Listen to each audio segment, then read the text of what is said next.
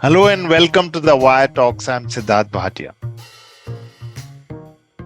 The 1982 film Gandhi by Richard Attenborough captured the imagination of the world, winning 8 Oscars, and it also brought the Mahatma to a younger generation of Indians.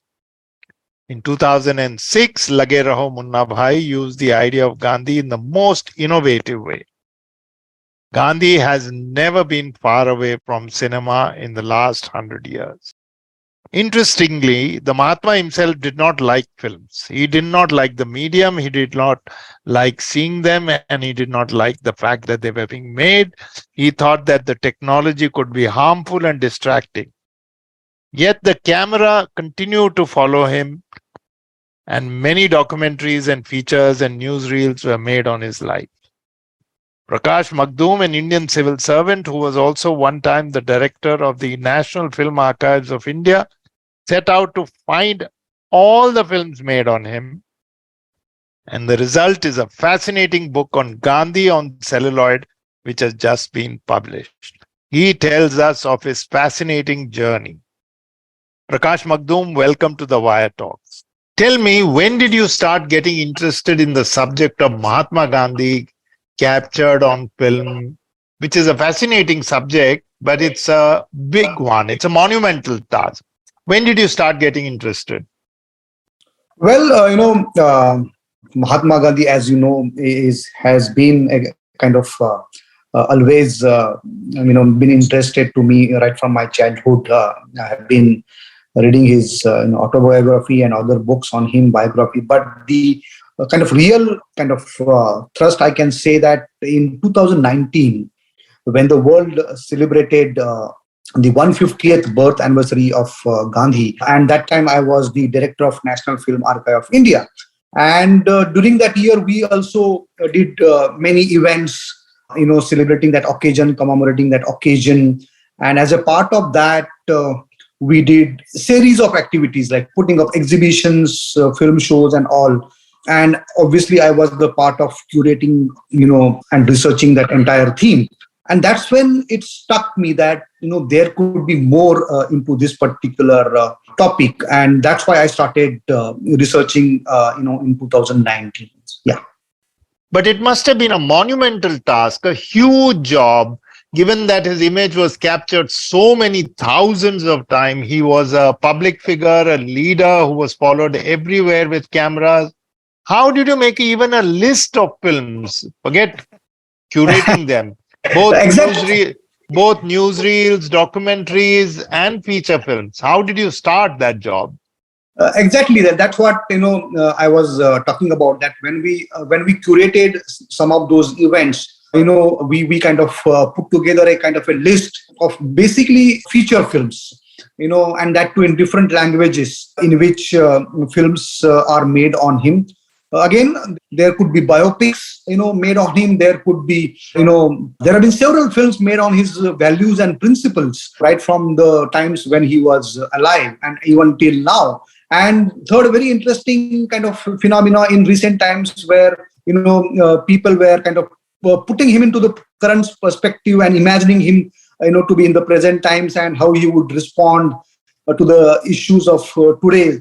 So that's how, we kind of started. But as you pointed out, newsreel is phenomenal. The kind of footage which has been filmed on him is phenomenal, and that's why I call him a major newsreel star of the era. Because imagine in 1930s and 40s, here is a man in far flungs of the country where crews are going and filming him. And these crews are not only Indian crews; these are all mostly British and American studios. So that's the kind of what I thought is phenomenal about this man, the kind of following he had developed in those 1930s and 40s.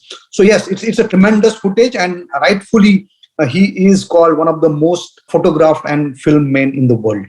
So would you be able to put a number to the total amount of films that have been made of him, that is newsreels and biopics, and also, do you think you may have missed something? First of all, I didn't kind of deliberately didn't make a list of the films, because that would have been a very exhaustive one. So what I did, in a book like this, was to kind of pick up major ones, particularly the newsreels one, and kind of try to focus on how he was portrayed, how was the reception, what led particularly these footages to be filmed, in what conditions it was carried out. All those things, nuggets kind of a thing, I thought is important to document. Secondly, yes, it could be possible that I might have missed few of these footage, but I can say that I kind of made a very exhaustive study of the topic, and this is again a very kind of a paradoxical, because he didn't like cinema as a medium, and that's also kind of focus of my research, was that here is a man who didn't like this medium, but the cinema world loved him so much. So that's what I this particular aspect I try to focus on and bring into the in my book. Yes, that's a fascinating element to your book. I'll come to that in a little while. But how many biopics have been made on him? Well, many, and in fact, the kind of biopics made not only in Hindi but in other languages as well.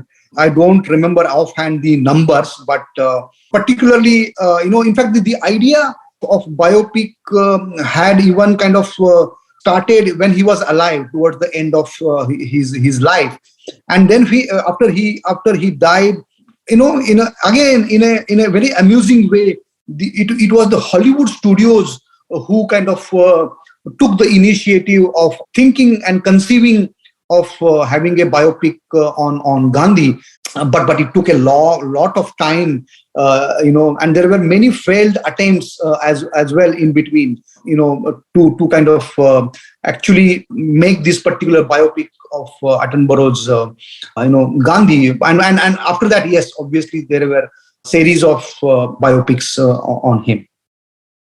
No, I find it ironical that when you mentioned that Hollywood had started thinking, a lot of Indians, I remember you have mentioned Kishore Sahu's strong arguments against foreigners making it. And in the end, a foreigner made it. Exactly. But, again, there is a very interesting story that, it was an Indian who kind of thought of presenting Gandhi on a big screen. And it was a man called Motilal Kothari, who had no experience of films. He was not from film industry. He had no formal training in the film. He was obviously a follower of Gandhi, but it was he who kind of conceived this idea, and it was he who went to Mr. Attenborough and presented this particular concept. So yes, it's amazing that the Hollywood studios kind of took the lead, but it was an Indian man who kind of conceived it. Coming to newsreels, because that is an aspect that really fascinated me. Coming to newsreels, tell us about some really unusual finds. I'm specifically referring to things like finding footage hidden in temples, etc. Yes, but even before that, and this is again another kind of interesting aspect of this whole thing, is that Gandhiji comes back to India from Africa in 1915, and the kind of Indian cinema formally starts in 1913. So in a way, this is a parallel kind of a journey of the growth and development of our own cinema industry, as well as the way the freedom movement was led by Gandhiji. That is number one. Number two, even before that, the first time Gandhiji appears, obviously for a few seconds in a news release, 1912, and that's another very unusual thing which I found, that here was a man who was nobody, in from the point of view of silver screen, but even then this was filmed in South Africa, and the man who found it, Mr. A.K. Chettiar, was another possessed man like Mr. Motilal Kothari, who kind of roamed the entire world, went through the lot of footages in the archives, and look through where and in which films and newsreels Gandhiji featured, and put together that entire monumental documentary. And this he did in late 30s and early 40s, but obviously because there was this British government in power, so he feared that it could be confiscated and kind of destroyed. That's why he had this idea to kind of hide it in temples in South India, so that at a later and appropriate time they could be screened again. And as particularly the newsreels, the kind of efforts done by the studios is also phenomenal. For example, his first talkie interview, Gandhiji's first talkie interview. This happens in April 1931, which is just 1.5 months after sound comes in Indian cinema. So that is another fascinating story of the development of the growth and development of technology as well in cinema, and the way Gandhiji also is associated with that journey. How did you get to know about this Kothari documentary?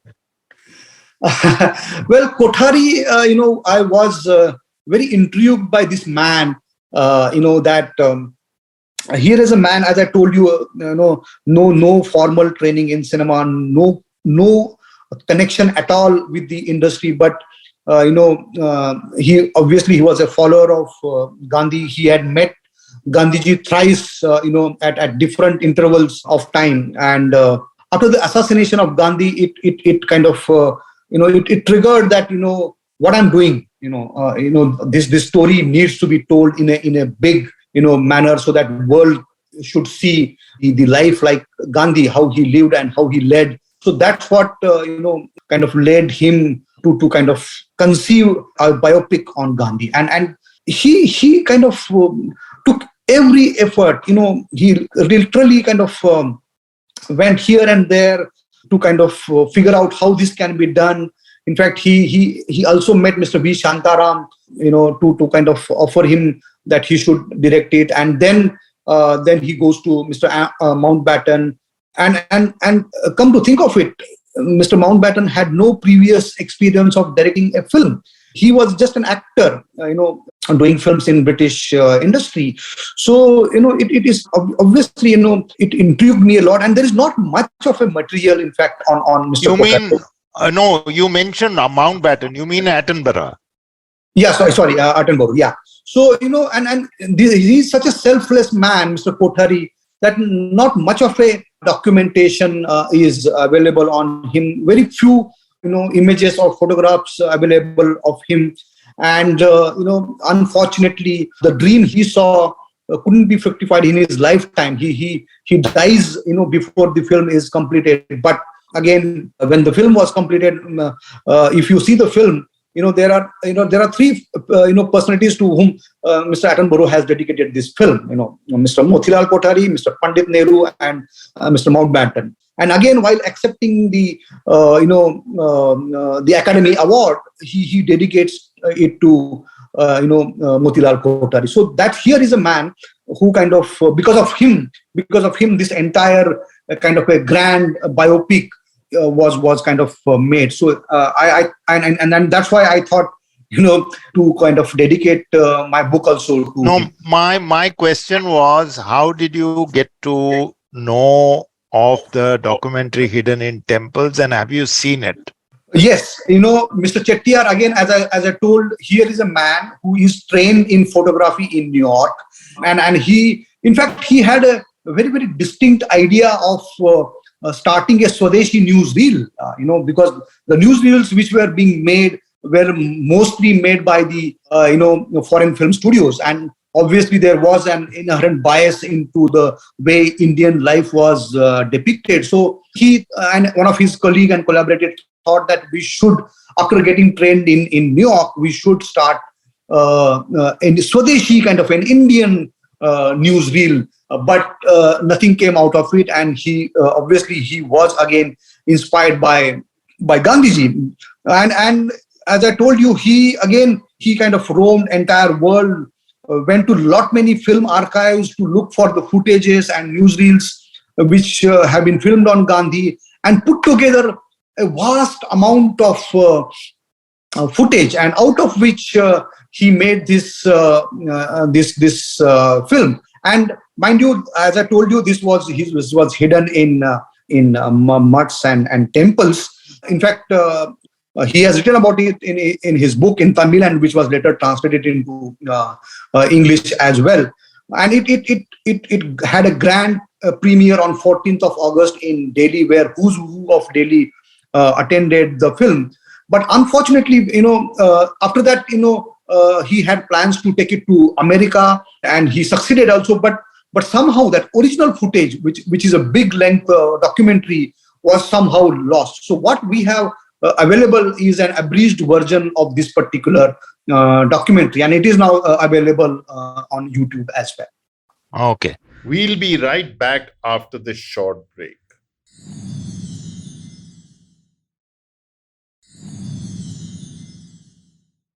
Welcome back to the Wire Talks. Why you mentioned Gandhiji was against cinema in general? Why do you say that? Well, it is my own interpretation, because he thought that cinema is evil. Yeah. 1 second. I mean, more than interpretation, he actually says it's evil. Yes. He says it is an evil.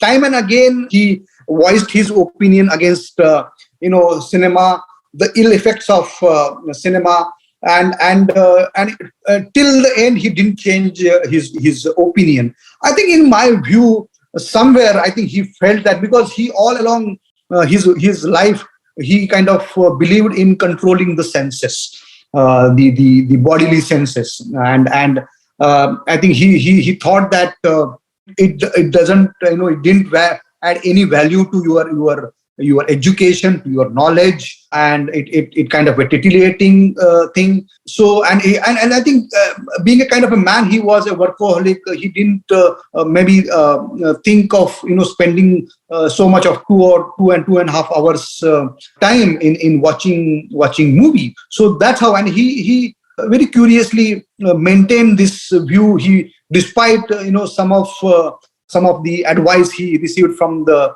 industry. And this is in complete contrast, because he was a very excellent, powerful communicator. He's considered to be one of the best communicators, political communicators. But and cinema was a new medium, audiovisual medium, which was taking your image and voice throughout the world. But he didn't purposefully, used it. Now, yet he gave one interview in April 31 to the AP correspondent James Mill, but with so many conditions. He wouldn't come out in the open out of his hut, out of his cottage where the light was good. He didn't look at the camera. Why did he give the interview? And secondly, was he reluctant about it? Obviously, he was reluctant about it, because in fact he has written about it that for him it was a waste of time. But he has recorded that for the purpose of reaching out to the masses, this has to be done, and that's why he agreed. But at the same time, I think he agreed because of the involvement of Mr. James Mills, because he was not the part of the original crew. This was a Fox movie tone, the studio who was filming the interview. And the correspondent of Associated Press, Mr. James Mills, he knew him. So there was a certain kind of a trust already developed between Gandhi and Mills. So maybe that's why he agreed to do the interview. And imagine, this interview was done in a village called Borsat, which is out of nowhere, at least that point of time. And this crew comes with film equipments and sound equipments loaded on a bullock cart, and then they kind of, in fact, they have mentioned, and I have recorded their views of how difficult it was to chase Gandhi and agree to kind of sit for an interview. You managed to meet some members of the crew? No, they have recorded, after the interview, they have recorded how difficult it was to convince him, as well as to make him sit for an interview like this. And there were so many technical difficulties as well, because the technology was new, his voice was feeble, and as I said, and you mentioned, the light was poor. So despite all these difficulties, the interview was carried out, and this was heralded as a victory of cinema medium. The next day, the New York Times makes note of it, carries a report about it in their next day report, saying that Gandhiji has was persuaded to sit for a talkie interview. So that's the kind of way this particular interview was looked at, not in India but across the world, and that's why I call it a historic document, that the Gandhiji agreeing to do this talkie interview. And I'm sure you've seen it. Yes, it is in fact available now on YouTube, but I am not sure whether it is available in its entirety, because there are versions of it, and I tried to kind of look for some foreign sources, the archival sources, but whatever I got was about 6 to 7 minutes of footage. Yet Gandhiji never minded being followed by documentary and newsreel crews all the time. That was somewhat of a contradiction, wasn't it? Yes, because obviously I think he knew the importance, he knew the value, but he didn't want to devote a very specific time and energy for that. So he put two conditions, that he should not be disturbed whatever he was doing, and number one, and number two, not to use the flash bulbs, both of the still photographer as well as the movie camera.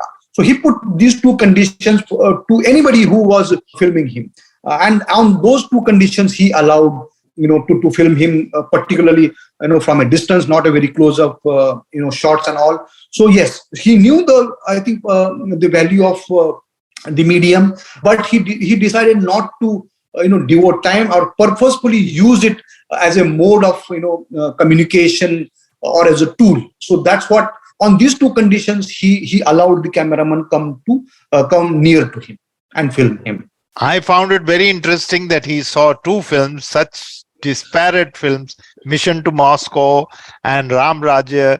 The first he hated because women were dancing, he said, in skimpy clothes. And I don't know how come he sat through it.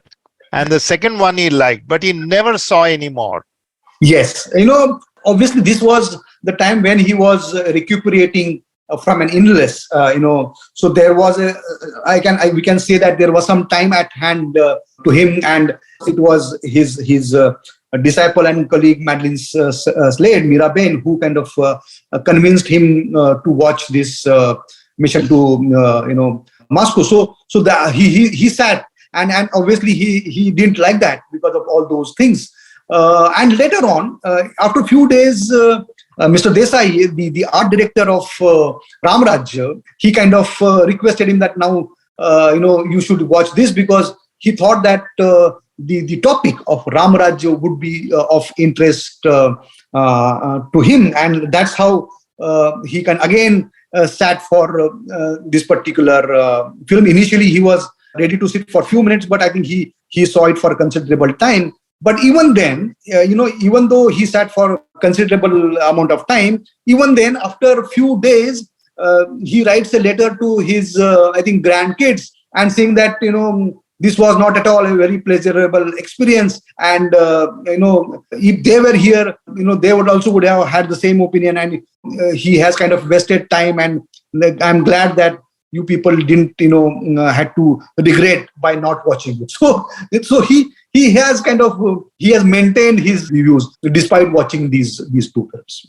And many, many years later, a film is made on his life, which glorifies him, brings him to the attention of a new generation all over the world. I'm talking about Attenborough's film Gandhi, which we all have seen. And when it came out, it was such a sensation. It won several Oscars. Give us some 3 or 4 other films which have been made on him, feature films in Indian languages. As you rightly said, this particular film came in 1982. And in a way, this was this was a kind of a entire life story of Gandhi in a feature film, which was brought before the audience. And that's how, Gandhi was introduced to whole new to generation who had not seen him, or only heard about him or read about him in the textbooks. So after having, said the entire life story of him, I think, there was no need, to tell the story again, the entire story. So what happened, in Indian industry, and obviously a considerable amount of time also had passed to look at his life in a different perspective.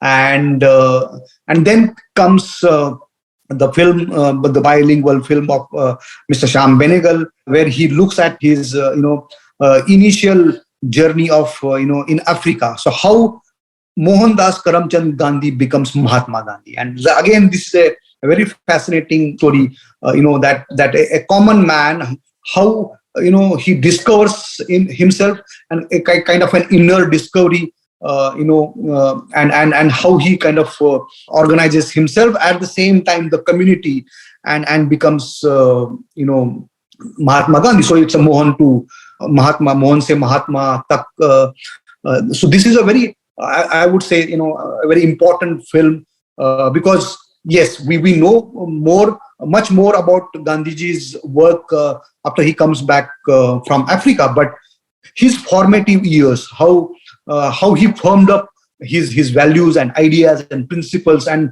that was a very crucial foundation which Mr. Shyam Benegal looked at this in this particular film. So this is a very important film. Then, as I told you, then filmmakers started exploring different aspects of Gandhiji's life and persona. So they kind of tried to pick up one particular relationship, one particular incident or event in his life, and then try to kind of look back through the lens of cinema. So his relationship with the sons is again a matter of debate.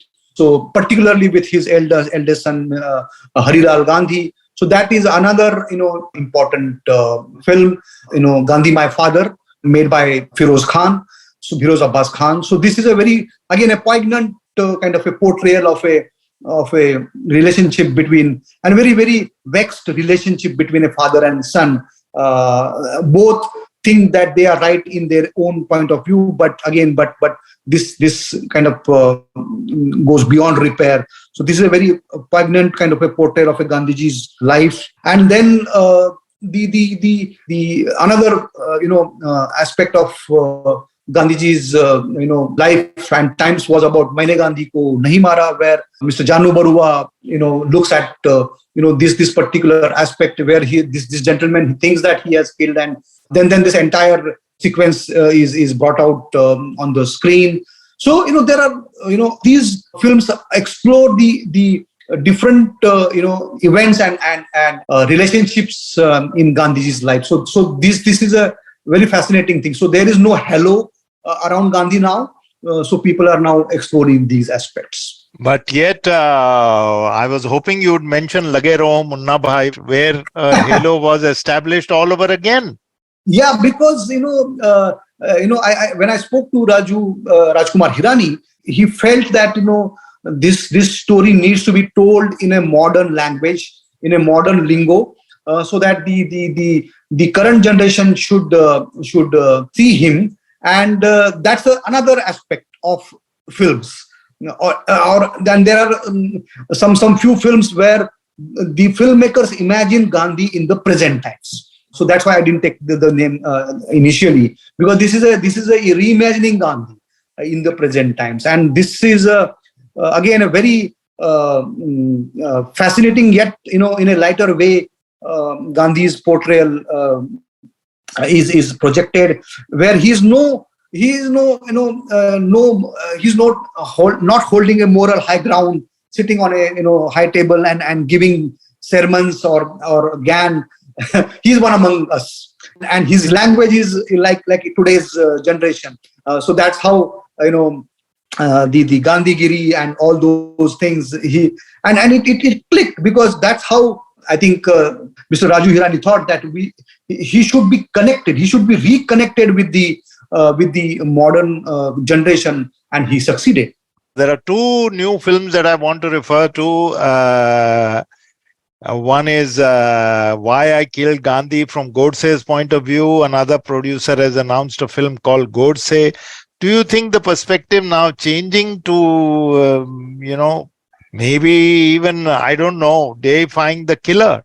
Well, as I said, and in fact I wrote also, is that in after initial few years, when there was this very very feel good factor about Mahatma Gandhi, now people have kind of started exploring. For example, there are many biopics of other contemporary leaders of Mahatma Gandhi, and here in those films, Gandhi comes and is projected through the prism of these particular leaders. So these are all different portrayals, not necessarily a very positive portrayal. So in that series, I think, and in fact, the assassination of Gandhi as a theme, because it's a very dramatic, it's though it's a very sad moment, but it's a very dramatic from the cinema point of view. So the film called 9 Hours to Rama, which came as early as 1962, which is just in 14 years after Gandhiji's assassination. It is banned in India.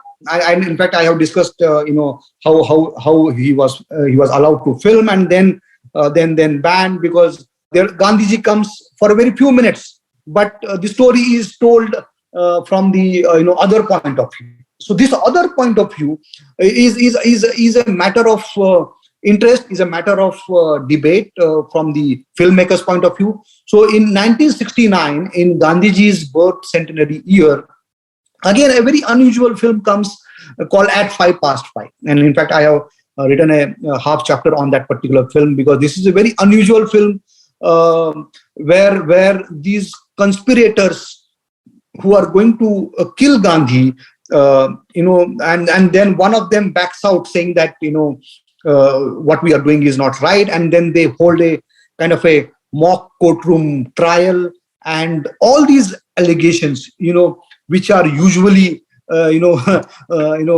used against Gandhiji, are thrown, and these are convincingly answered using Gandhiji's own writings by the gentleman who is not agreeing to this thing. So very unusual film, but again, not many people have seen that. So this particular theme, has of interest to filmmakers. So yes, I think that Gandhiji, as I have written in my book, is that Gandhi would have amused by this trend of looking at him, but at the end of the day, and I have written in my book that it is Gandhiji's ideas and principles which will prevail, and that's why this particular film Kurma Avtara, which I have written extensively, where the filmmaker thinks that it is Gandhiji's principles are very essential for the sustainable kind of survival and development of mankind. So this is what I feel also, and I have written my book on that note.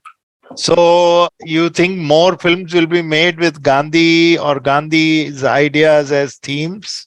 Oh yes, because now see, we are in 2022, and if you see in last few years, and so many films on him, on his values and principles have been made. So I think somehow